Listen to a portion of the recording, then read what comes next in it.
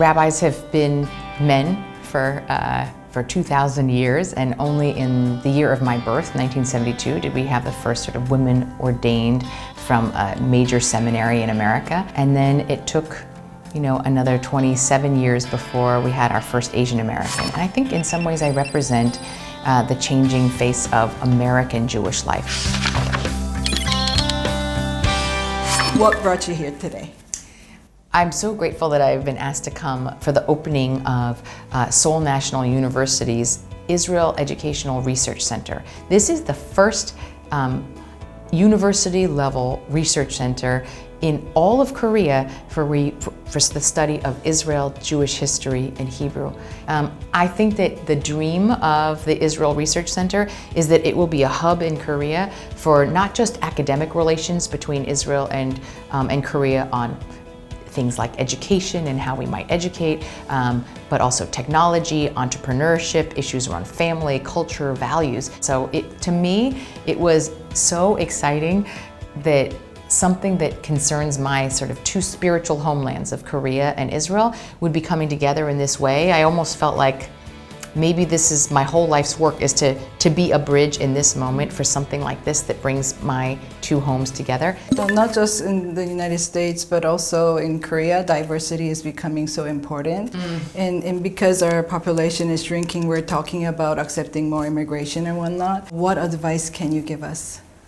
So when I was born here in Seoul, there was a lot of prejudice against biracial children. And I think that some of the prejudice came from the fact that many of those unions came from relationships that sometimes didn't last, that might have been an army relationship, and so there was a lot of prejudice against biracial children. And I think that the downside of being such a strong ethno-national state is there's a sense that you can only be fully Korean by some sort of bloodline. And I think that there's a danger in sort of racial characterization like that is like based on things like immutable bloodlines. Almost always, race has been an instrument used to create hierarchies of value of human beings. And I think actually we want to think of Koreanness, or in my case also Jewishness, as something that is about taking on a set of values, believing in a certain set of ancestral stories, taking on a history, that it doesn't have to be about what your bloodline is. And I also think, as a person who, and I know you share having multiple backgrounds as well in your own family, sometimes if you only come from one perspective, you actually don't even understand what makes you unique. And so I think that there's a benefit to actually having diversity and viewpoints. I actually think it strengthens us. Koreans always like to compare Koreans and Israelis. What you see as a common ground, and also what is the biggest difference? Well, Jews and Koreans, they care tremendously about education. They truly believe that is not just the key to success, but also to full realization that you should be learning your whole life. Lifelong learning is, I think, a value. Both cultures truly have. And I think it's not a surprise that both Israel and Korea have among the highest PhDs and graduate degrees of almost any country per capita in the world. I see also a lot of similarities in the emphasis on family and the kind of reverence for our ancestors. Each of us have different sorts of traditions that actually hearken in some way to help us remember them and honor them in different ways. I think that there are a lot of similarities that come from countries that have had to endure invasions, oppression, attack from the outside, threats to our cultural erasure.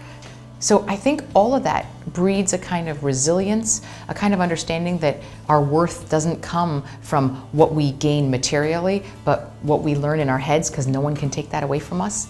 Those are some of the similarities, I think, that are deep.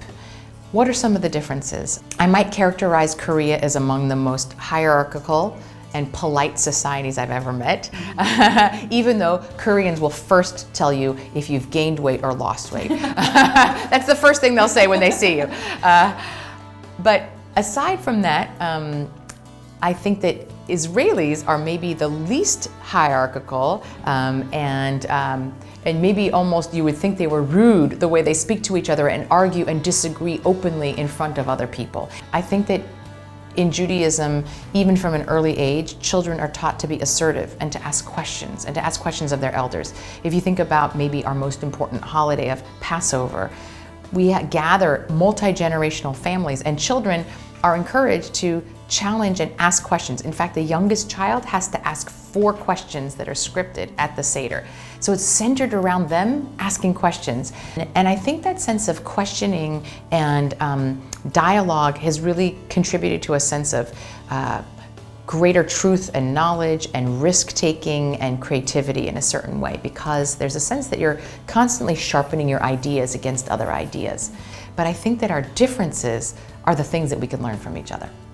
As you mentioned about questioning in conversation, the Talmud, Yes. It comes to my mind. Absolutely. So,